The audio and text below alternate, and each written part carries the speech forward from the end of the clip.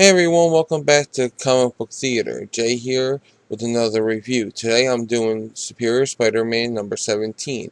Title of this issue is Let's Do the Time Warp Again. It's written by Dan Slott and art by Ryan Stegman and inks by Livesay.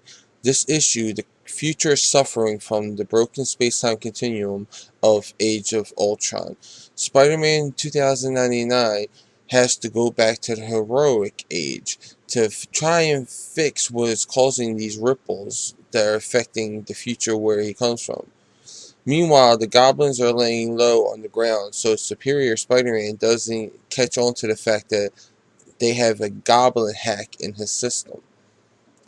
Then over on the Superior side, Liz Allen is taking over Horizon Labs with the machinations of Tiberius Stone. Superior goes to stop him for good when Spider-Man 2099 shows up and stops him from doing it. Now, I have to approach all the comics I read now on two levels. The first level is as a comic book fan. Who has read 2099 books and enjoyed Spider-Man 2099 in particular. The second level is as a reviewer. Now, as a reviewer, I have to be a bit more critical and approach it as a casual reader, someone who may not know the characters as well, or who may only have been with them for a few years, or even someone who maybe have known Spider-Man when they were 5, 6 years old and stopped around, teenage years, and now they're coming back into the fold. So that's how I gotta approach comic books, and especially this comic book. Now, the Spider-Man 2099 fan in me loved the scenes with Miguel, because Dan Slott, what he did was an excellent job of revisiting that whole era in that universe. The scenes felt like they were right from Spider-Man 2099. Now, on the other hand, as a reviewer, this part of the story feels a bit forced on the reader. Not everyone read Spider-Man 2099, and if they did, they may not have actually been fans of the character. And then there are the fans that are new to the comic books, like I said, or even relatively new, and only knew the last, say, 5 years or so. And for them, it was forced on them. They don't know this character. They didn't know all the insides that Dan Slott was hinting to when he was writing him.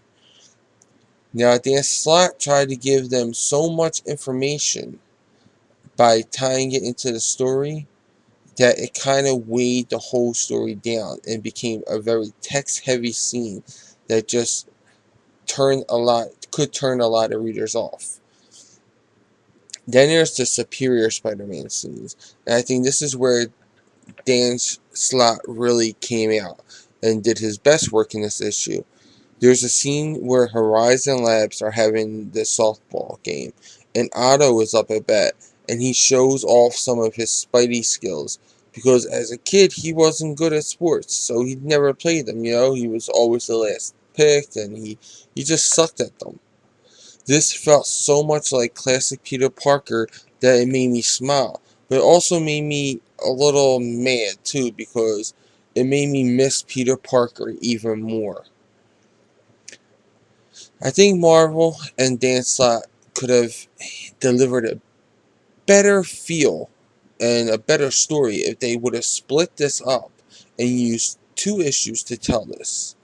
The first one reintroduced Miguel O'Hara as Spider-Man 2009, or actually introduce him to those who don't know who he is, as well as his little world, and they can end the first story where Miguel enters the present day Marvel 616 universe.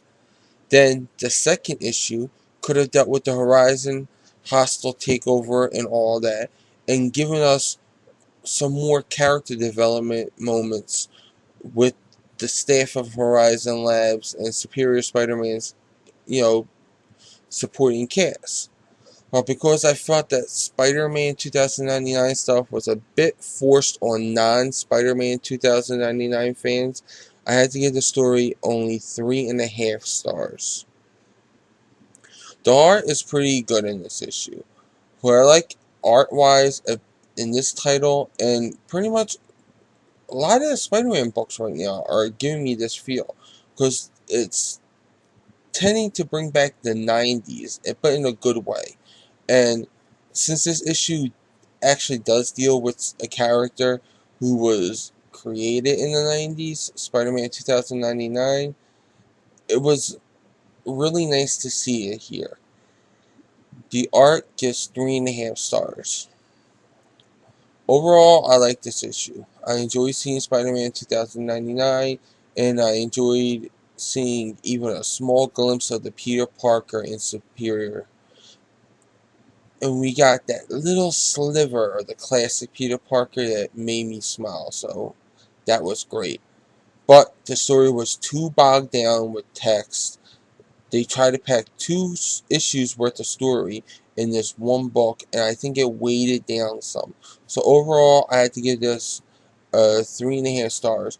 But I do recommend that you pick it up, because a lot of us have been missing Peter Parker, and I think we get to see some of his personality resurface in this issue. Even though it's not him, it is his classic personality. It's what we loved about him.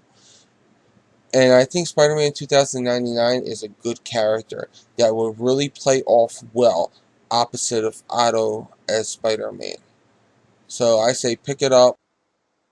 Okay, those are my thoughts. Now I want to hear what yours are in the comments below. Also, like this video, subscribe to my channel, check out and subscribe to Dark Avenger Inc., check out Comic Frontline, like me and follow me on Facebook and Twitter. I'll include all these links in the description below. So until next time, I'll see you around.